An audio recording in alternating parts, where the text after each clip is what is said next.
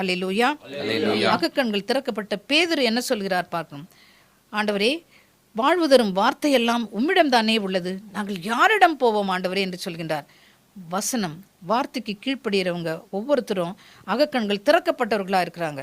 இறை வார்த்தையை வாசித்து அதை புரிந்து கொள்ளவும், ஆண்டோடைய வசனத்தின்படி நீங்கள் வாழவும், ஆண்டோடைய வார்த்தைக்கு கீழ்ப்படிந்த ஆசீர்வாதத்தை பெற்றுக்கொள்ள விரும்பினால் நீங்கள் உங்களுடைய ஆவிக்குரிய கண்கள் திறக்கப்பட, உங்களுடைய அகக்கண்கள் திறக்கப்பட மன்றாடுங்கள். ஆண்டவருக்கு உங்களை ஒப்புக்கொடுங்கள். ஏனென்றால் வார்த்தை மனுவராகி நம்மிடம் குடிக்கொண்டிருக்கிற ஆண்டவர் இயேசு கிறிஸ்து ஒருவர் தான் நமது மீட்பர்.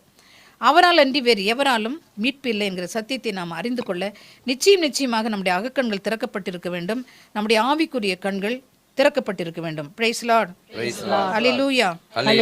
இறை வார்த்தையை வாசித்து தியானிக்க முடியல, அதை வாழ்வாக்க முடியலன்னு சொன்னா சாத்தான் உங்களுடைய அறிவு கண்களை குருடாக்கி வைத்து விட்டான் என்பதை நீங்கள் நிச்சயமாக உணர்ந்து கொள்ள வேண்டும்.